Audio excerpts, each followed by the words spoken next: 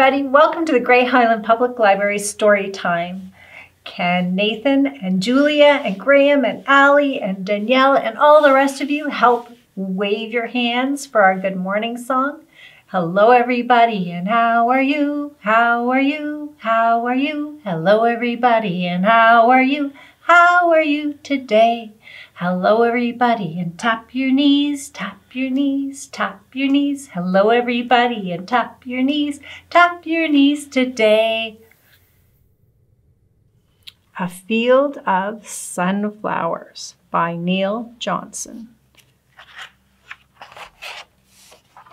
We're reading with the permission of Scholastic Inc.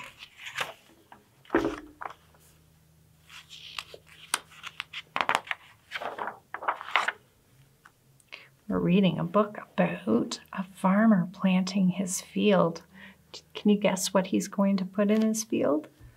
Gordon looks out over his field and decides this year he will plant something different. First, he must prepare the ground for planting. The disc plow loosens the hard-packed soil to let it breathe. I didn't know that soil needed to breathe, did you? The planter plants one seed at a time in long rows that stretch from one side of the field to the other. It growls as it moves back and forth, all afternoon. Do you think you'd like to go back and forth over the field all afternoon? After only one day, the soils, warm and moisture, have helped each seed to germinate or sprout. A tiny plant called a cotyledon pushes its way out of the seed, up through the soil. Rain helps to speed up the process. About 10 days after germination, the cotyledons reach their destination. Daylight. There's little cotyledons. From the sunflower cotyledons, the first leaves appear.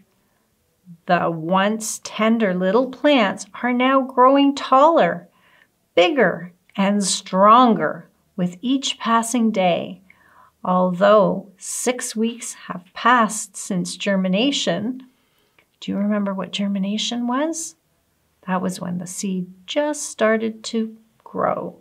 The plants have a long way to grow to reach their adult height.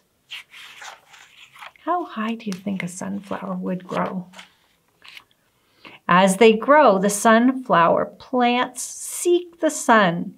Each morning, the tip of every plant in the field points toward the exact spot where the sun rises. As the sun moves overhead, the plants turn with it until they bid the sun goodbye at dusk. Overnight, the plants turn back to the east and prepare to greet the morning sun again. This movement is called phototropism. That's a big word, isn't it? The plants grow between 6 to 8 feet tall. Wow, that's probably taller than your dad's. Heavy buds begin to form. At the time, the stalk fibers stiffen, making the plants strong. From now on, the plants will face the sunrise. Finally, one dawn, the sun casts its rosy light on the field's first bloom. Look at that, isn't it pretty? Look at them all in the field. Wouldn't that be nice to see? Within a week, a field of sunflowers shines in the sun. Each sunflower plant has only one bloom or head. So each one only has one flower on top of it.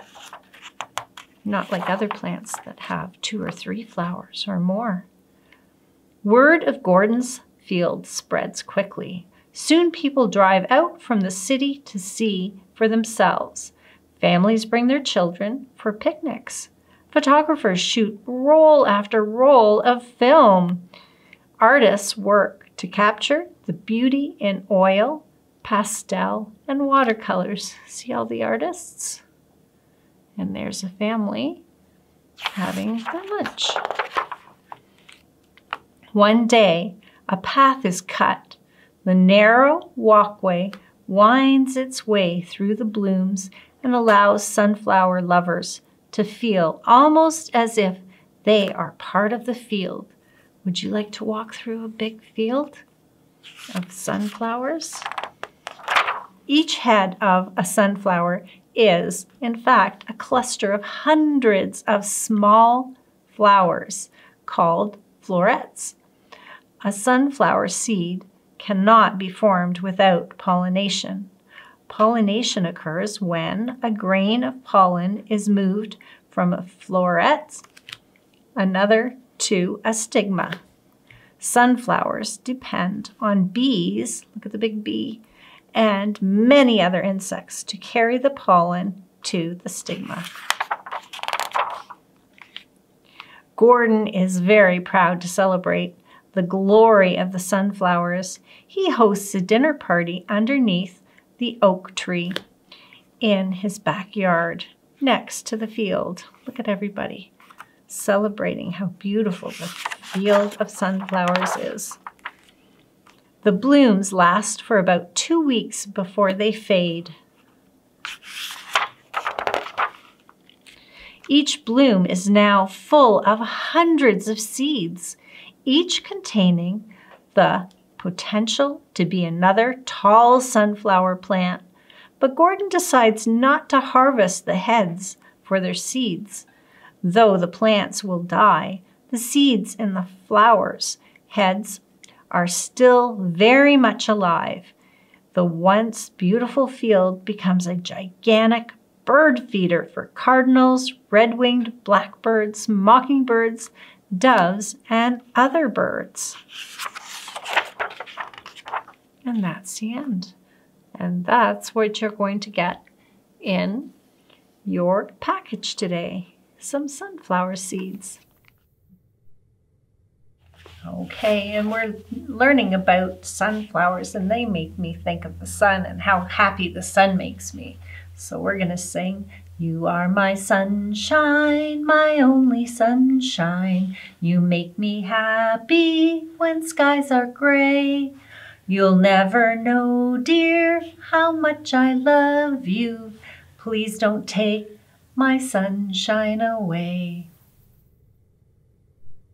Today, your craft bag contains 2 sunflower seeds, some dirt, lots of dirt, and a little pot that we can plant our seeds in. So what I'm going to do first is, so that I don't lose my sunflower seeds, I'm going to pull them off. I just taped them to the side so they wouldn't get lost. I'll put them there. And the first thing we're going to need to do is put some dirt into our little pot. And you might want to put some paper or a plastic bag or something to protect your work surface so you don't get dirt all over it. And we'll just pour it in, or you could use a spoon to scoop it in. Today I'm just going to pour it in.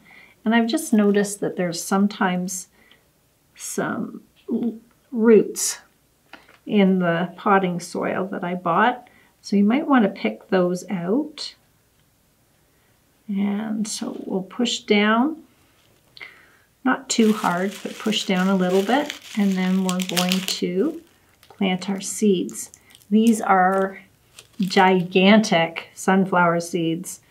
So you will probably have to plant them in a bigger pot, or you might want to put them in your garden when they start growing. And then cover them up.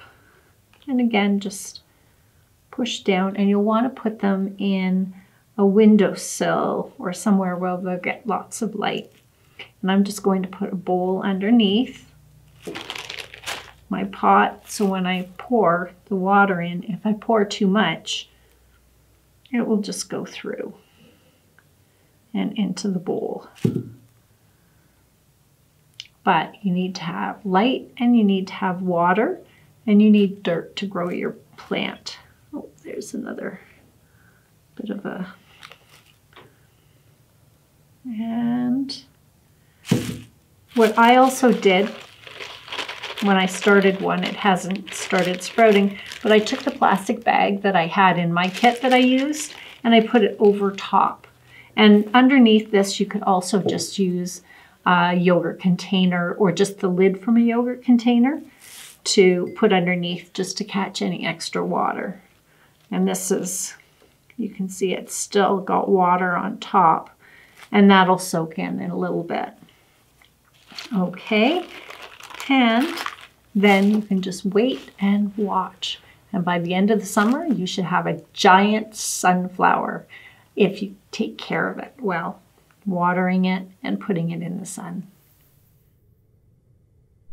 Bye, everybody. Thanks for coming to the Grey Highland Public Library Story Time. Hope to see you next week.